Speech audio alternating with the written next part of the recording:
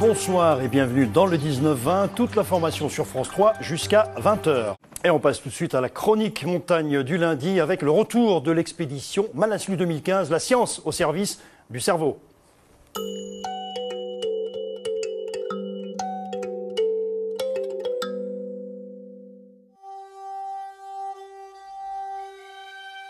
Au pied du Manaslu, le 8e plus haut sommet de la planète, un laboratoire exceptionnel à plus de 5000 mètres d'altitude.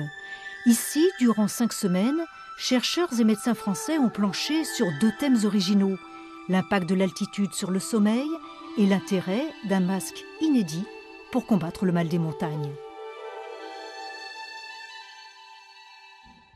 Samuel Vergès était le coordinateur de l'équipe de recherche. Incongru dans son bureau, 2 bidons d'expédition tout juste rentrés du Népal. Ces bidons-là en particulier, ils étaient en plein milieu de la montagne lorsque le séisme est survenu en fin de séjour. Donc on a récupéré tout ce matériel scientifique qui nous a suivis à plus de 5000 mètres d'altitude et qui arrive maintenant plusieurs semaines après l'expédition. Le séisme, l'équipe l'a vécu de retour à Katmandou. Tous sains et saufs, mais à Grenoble, le passage du tram fait encore tressaillir le chercheur.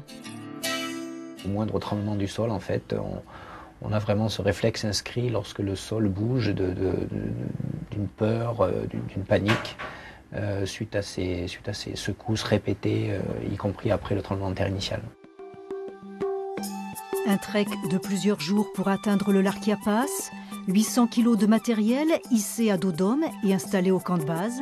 Malgré des conditions hivernales imprévues pour un mois d'avril, le programme a bien pu se dérouler.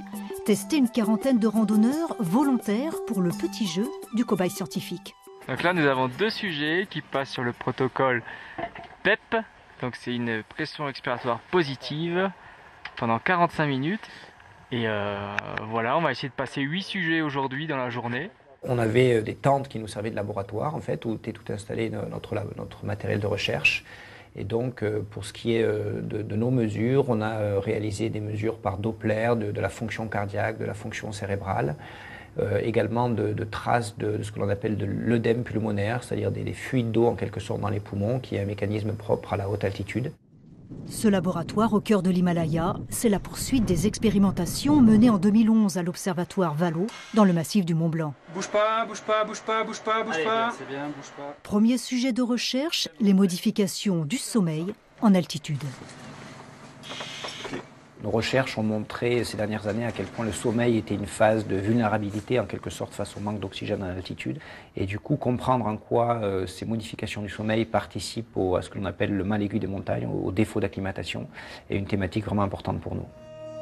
Au pied du Manaslu, 2e test en altitude réelle, ce nouveau masque léger, peu encombrant, conçu et mis au point à Grenoble. En imposant une résistance à l'expiration, il crée une surpression dans les poumons et pourrait se montrer aussi efficace qu'un caisson hyperbare.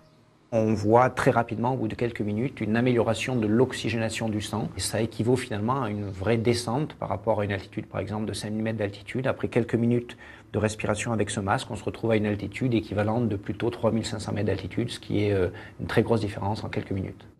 À terme, ce nouveau masque pourrait faire partie de l'équipement de base du randonneur d'altitude. Manaslu 2015, une expédition scientifique et humaine à découvrir bientôt sur vos écrans. À suivre le journal national de Carole Gessler. Rendez-vous à